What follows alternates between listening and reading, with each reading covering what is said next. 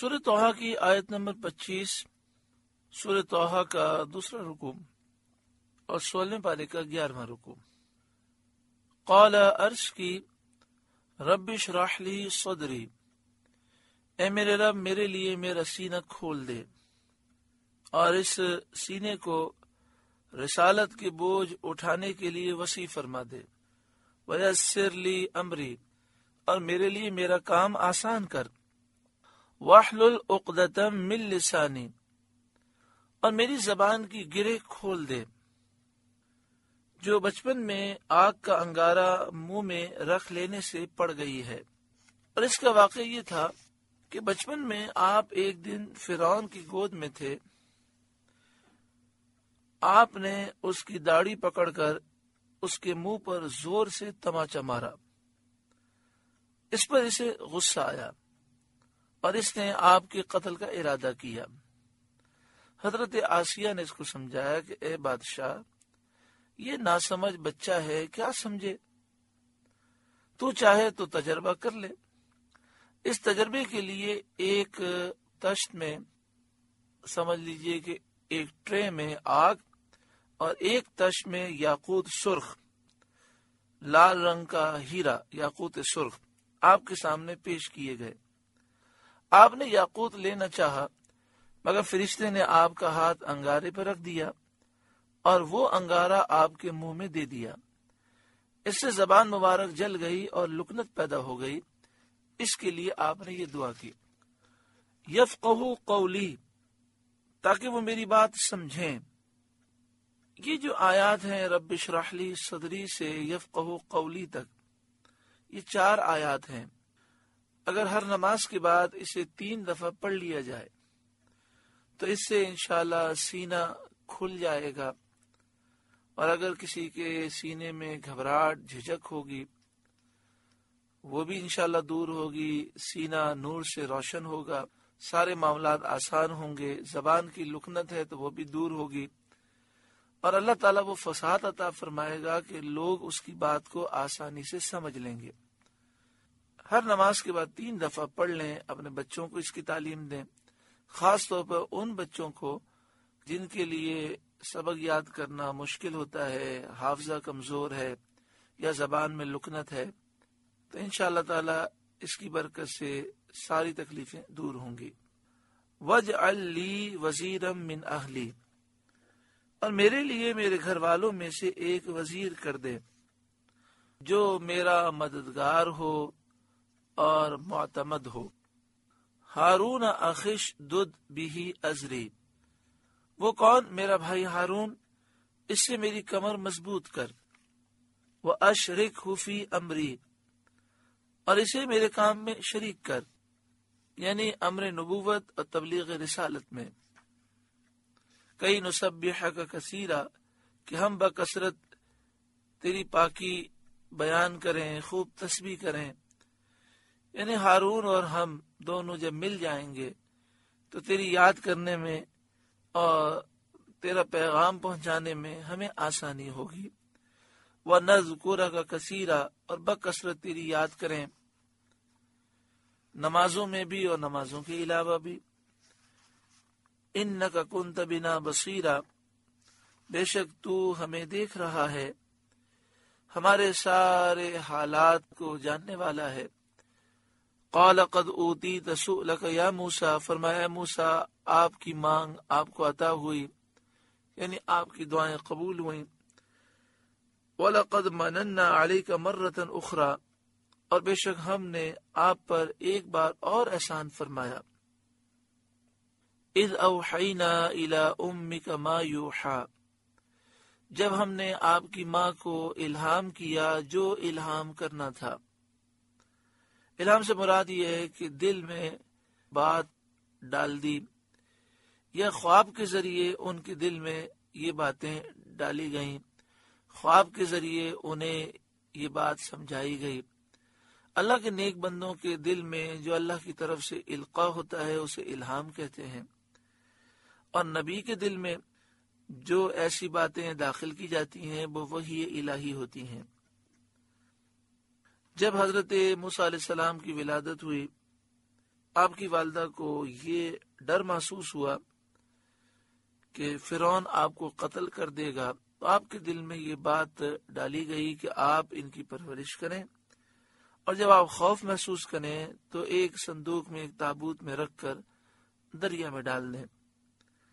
انقذی فیہ فی التابوت، کہ اس بچے کو صندوق میں رکھ، فقذی فیہ فی الیم، پھر دریا میں ڈال دے۔ انقذی فیہ فی التابوت فقذی فیہ فی الیم، کہ اس بچے کو صندوق میں رکھ کر دریا میں ڈال دے۔ یہاں دریا سے مراد دریا نیل ہے۔ فَلْيُلْقِهِ الْيَمُّ بِالسَّاحِلِ، تو دریا اسے کنارے پر ڈالے گا۔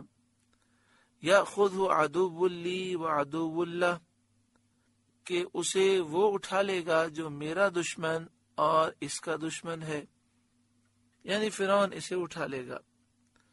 چنانچہ حضرت موسیٰ علیہ السلام کی والدہ نے ایک صندوق بنایا، اس میں روئی بچھائی اور حضرت موسیٰ علیہ السلام کو اس میں رکھ کر صندوق بند کر دیا، اور اس کی درزیں روغن قیر سے بند کر دیں، یعنی اس لکڑی میں جو باریک باریک لکیروں جیسے سوراخ تھے، اس میں آپ نے روغن قیر لگایا تاکہ پانی اندر داخل نہ ہو سکے۔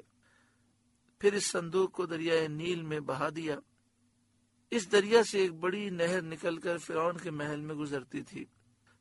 فرعون اپنی بیوی حضرت آسیہ کے ساتھ نہر کے کنارے بیٹھا تھا۔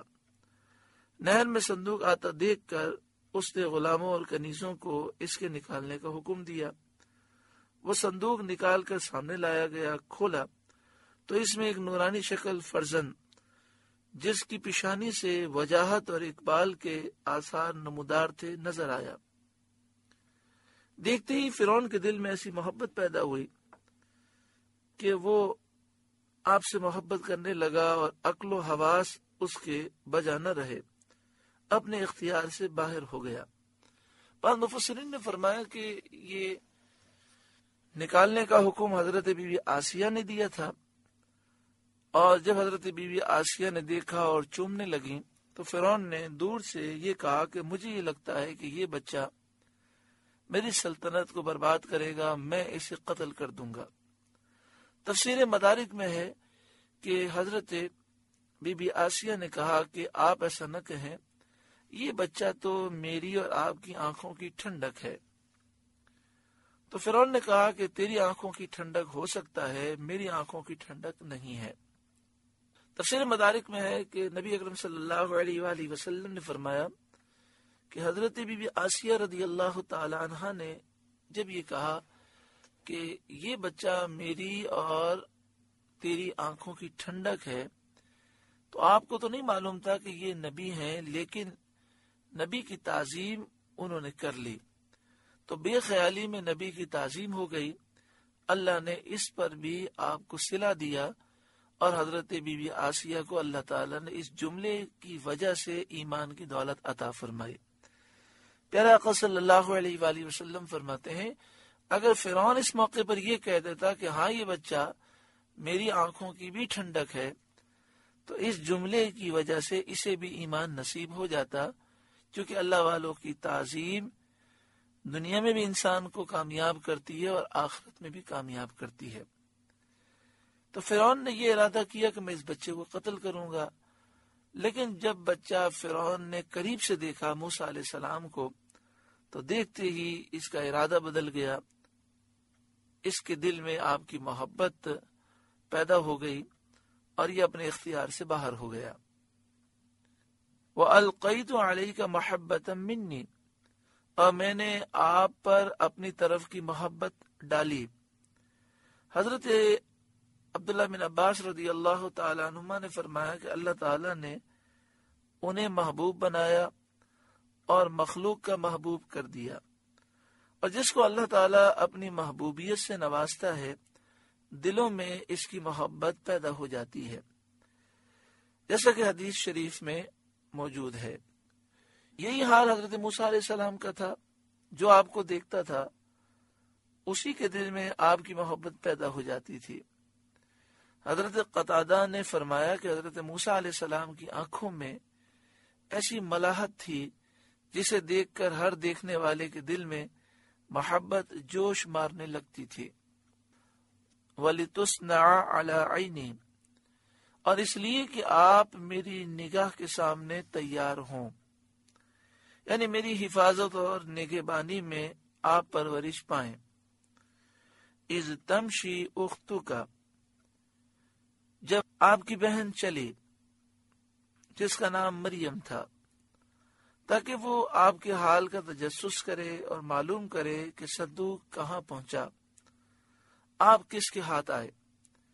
جب اس نے دیکھا کہ صندوق فرعون کے پاس پہنچا اور وہاں دودھ پلانے کے لیے دائیاں حاضر کی گئیں اور آپ کسی کا دودھ نہیں پی رہے، تو آپ کی بہن نے کہا فَتَقُولُ، پھر اس نے کہا هَلْ أَدُلُّكُمْ عَلَىٰ مَنْ يَكْفُلُ، کیا میں تمہیں وہ لوگ بتا دوں جو اس بچے کی پرورش کریں. ان لوگوں نے اس کو منظور کیا، وہ اپنی والدہ کو لے گئیں، آپ نے ان کا دودھ قبول فرمایا. فَرَجَعْنَاكَ إِلَىٰ أُمِّكَ، تو ہم آپ کو آپ کی ماں کے پاس پھیر لائے، ہم نے آپ کو آپ کی والدہ کی طرف لوٹا دیا.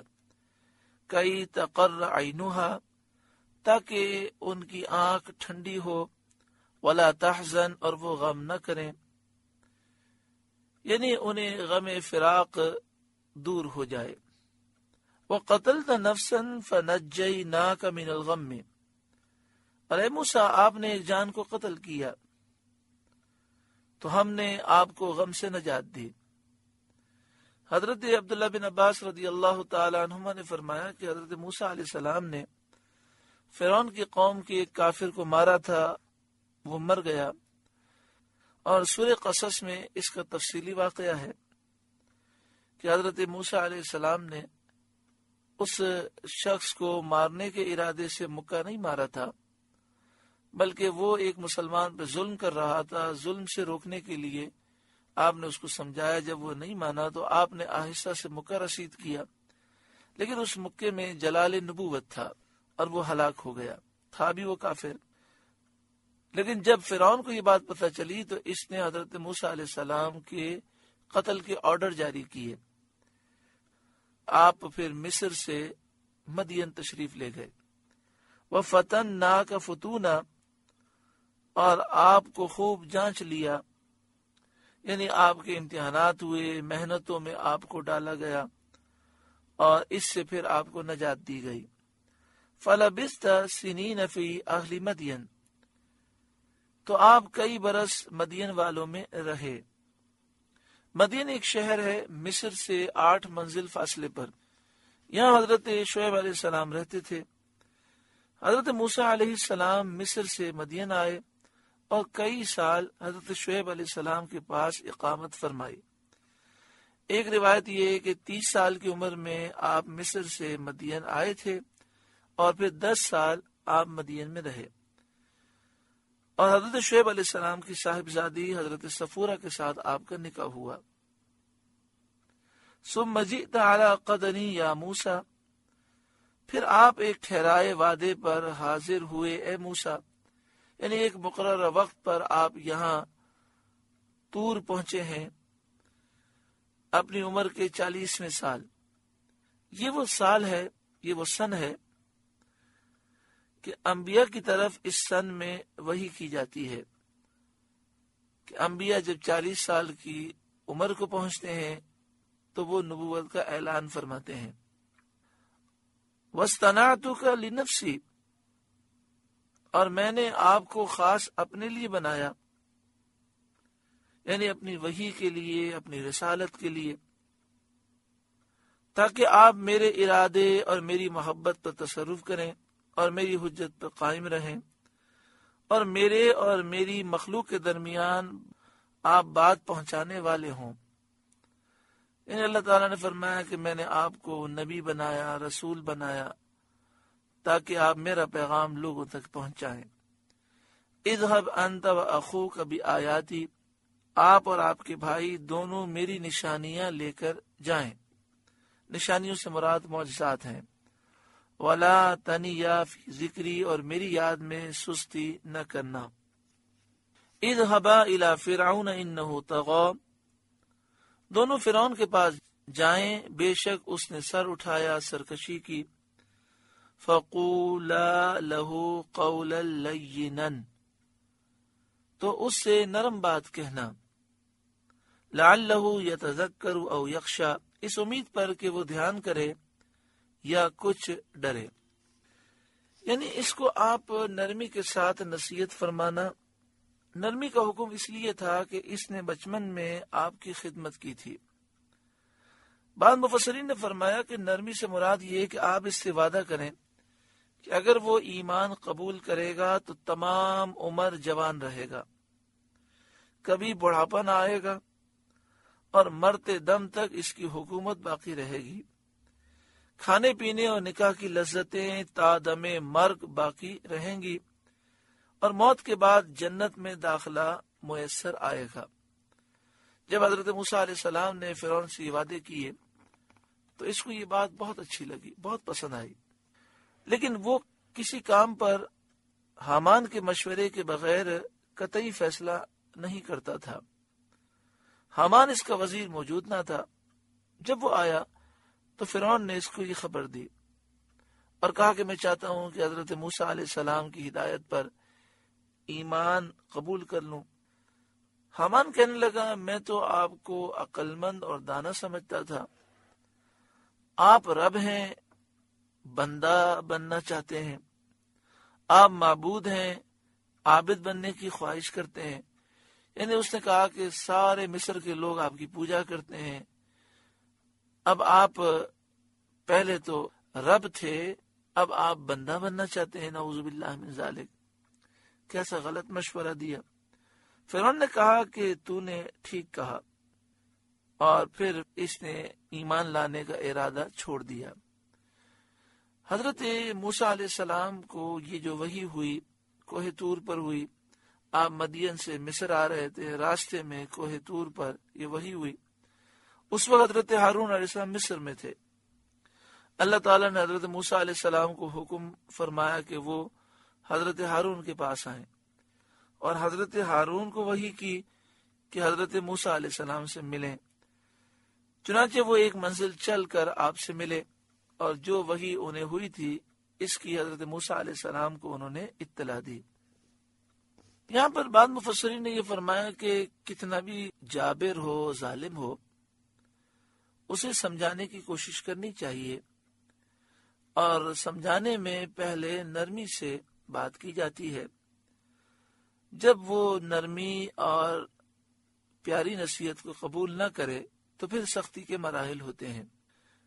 بعض بزرگوں نے واقعہ لکھا کہ خلیفہ ہارون رشید کو ایک عالم دین نے سختی سے نصیحت کی تو انہوں نے کہا کہ دیکھیں، اللہ تعالیٰ نے آپ سے افضل کو مجھ سے بدتر کے پاس بھیجا.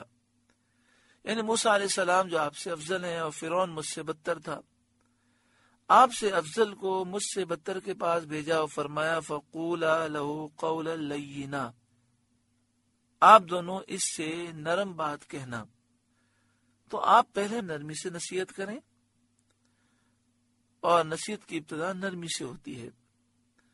اعلیٰ حضرت امام اہل سنت سے ایک فتویٰ پوچھا گیا کہ ایک مسجد کے امام صاحب ہیں، انہوں نے یہ شرط رکھی ہے کہ پہلی صف میں وہی لوگ کھڑے ہوں گے جن کی داڑھی شریف ہے، اور جو داڑھی منڈے ہوتے ہیں یہ انہیں پیچھے بھیج دیتے ہیں. ایک دن انہوں نے جمعے میں اعلان کیا کہ جو پہلی صف میں کلین شیو ہیں، داڑھی منڈے ہیں، یہ پیچھے ہو جائیں. تو لوگوں نے کہا کہ ہمیں اگر بیٹھنے ہی نہ دیا جاتا تو اچھا تھا، ہمیں اس طرح ذلیل کر کے نکالا گیا. تو ان لوگوں نے اس مسجد میں جمعہ ادا نہیں کیا، بلکہ وہ اٹھ کر دوسری مسجد میں جمعہ پڑھنے چلے گئے. اعلیٰ حضرت سے پوچھا گیا کہ امام صاحب کا یہ عمل کیسا ہے؟ تو اعلیٰ حضرت نے فرمایا کہ اس طرح سختی نہیں کرنی چاہیے، اور یہ کام درست نہیں ہے۔ اور پھر اعلیٰ حضرت نے ایک اصول بیان کیا کہ اعمال کی اصلاح میں نرمی اختیار کی جائے۔ ہاں، عقائد کی اصلاح میں پہلے نرمی سے کام لیا جائے، اور جب اس کے باوجود وہ ضد کریں تو پھر سختی کا مرحلہ آتا ہے۔ پھر اعلیٰ حضرت نے فرمایا کہ جن لوگوں نے گستاخیاں کی پہلے انہیں نرمی سے سمجھایا گیا، جب وہ نہیں مانے تو پھر ان پر سختی کی گئی۔ اللہ تعالی ہمیں ان تعلیمات پر عمل کرنے کی توفیق عطا فرمائے۔ قال ربنا اننا نخاف ان یفرط علینا، دونوں نے عرض کیا اے ہمارے رب، بے شک ہم ڈرتے ہیں کہ وہ ہم پر زیادتی کرے، او ان یطغى، یا شرارت سے پیش آئے۔ قال، اللہ نے فرمایا لا تخافا اننی معکما اسمع و ارى، ڈرو نہیں، میں تمہارے ساتھ ہوں، میں سنتا ہوں اور دیکھتا ہوں۔ یعنی میں اس کے قول اور فعل کو سن بھی رہا ہوں، دیکھ بھی رہا ہوں، میں تمہاری مدد فرماؤں گا۔ فَأْتِيَاهُ، تو اس کے پاس جاؤ، فَقُولَا، اور اس سے کہو، اِنَّا رَسُولَ رَبِّكَ، کہ ہم تیرے رب کے بھیجے ہوئے ہیں، فَأَرْسِلْ مَعَنَا بنی اسرائیل، تو اولاد یعقوب کو ہمارے ساتھ چھوڑ دے، بنی اسرائیل کو ہمارے ساتھ بھیج دے۔ یعنی بنی اسرائیل کو جو تو نے اپنا غلام بنایا ہوا ہے، قید کیا ہوا ہے، اس سے رہا کر، وَلَا تُعَذِّبْهُمْ، اور انہیں تکلیف نہ دے محنت مشقت کے سخت کام لے کر۔ قَدْ جِئْنَاكَ بِآیَةٍ مِّن رَبِّكَ، بے شک ہم تیرے پاس تیرے رب کی طرف سے نشانی لائے ہیں، یعنی معجزے جو ہمارے صدق کی نبوت کی دلیل ہیں۔ فرعون نے کہا وہ کیا ہیں؟ تو آپ نے معجزہ ید بیدا دکھایا اور عصا مبارک کا معجزہ دکھایا۔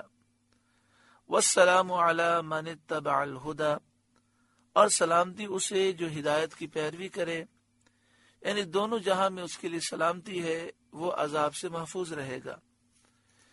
انا قد اوحی الینا، بے شک ہماری طرف وحی ہوئی ہے، ان العذاب علی من کذب وتولی، کہ عذاب اس پر ہے جو جھٹلائے اور منہ پھیرے، یعنی جو ہماری نبوت کو جھٹلائے اور ان احکام کو جھٹلائے جو ہم لائے ہیں، اور جو ہماری ہدایت سے منہ پھیرے اس کے لیے عذاب ہے۔ حضرت موسیٰ علیہ السلام اور حضرت ہارون نے فرعون کو یہ پیغام پہنچا دیا۔ قالا، وہ بولا، فمن ربکما یا موسیٰ، تو تم دونوں کا خدا کون ہے موسیٰ؟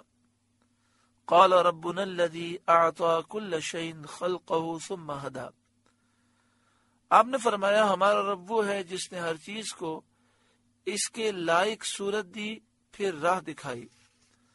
لائق صورت سے مراد یہ ہے کہ ہاتھ کو اس کے لائق ایسی صورت دی کہ کسی چیز کو پکڑ سکے، پاؤں کو اس کے قابل کہ چل سکے، زبان کو اس کے مناسب کہ بول سکے، آنکھ کو اس کے موافق کہ دیکھ سکے، کان کو ایسی کہ سن سکے۔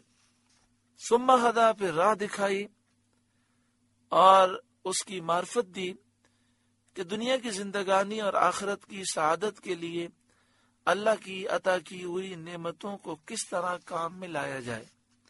اللہ نے انسان کو سمجھ عطا فرمائی کہ وہ اللہ کی دی ہوئی نعمتوں کے ذریعے دنیا میں بھی کامیاب ہو سکتا ہے اور آخرت میں بھی کامیاب ہو سکتا ہے۔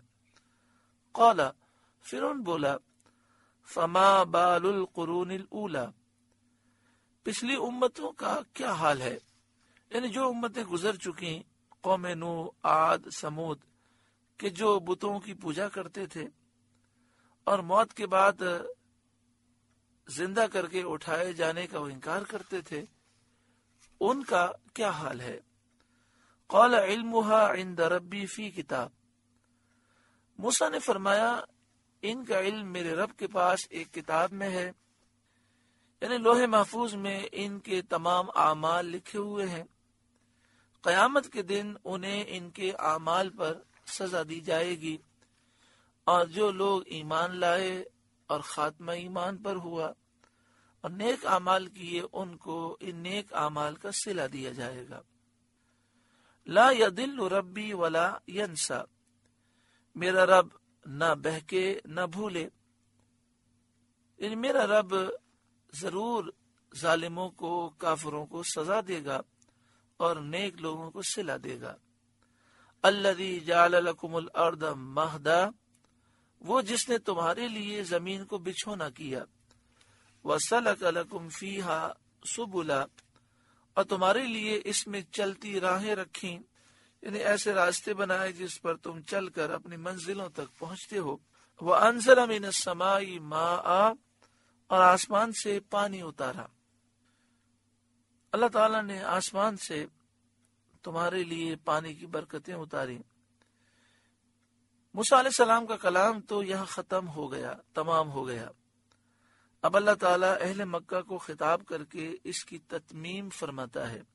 فَأَخْرَجْنَا بِهِ أَزْوَاجًا مِّن نَبَاتٍ شَتَّى، تو ہم نے اس پانی سے طرح طرح کے سبزے کے جوڑے نکالے، یعنی قسم قسم کے سبزے، مختلف رنگتیں، خوشبوئیں، شکلوں کے، بعض آدمیوں کے لیے، بعض جانوروں کے لیے۔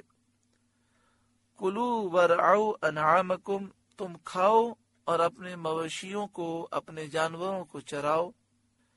یہ حکم اباحت کے لیے ہے اور نعمت کو یاد کرنے کے لیے ہے، یعنی ہم نے یہ سبزے نکالے تمہارے لیے، ان کا کھانا اور اپنے جانوروں کو چرانا مباح کر کے نکالے۔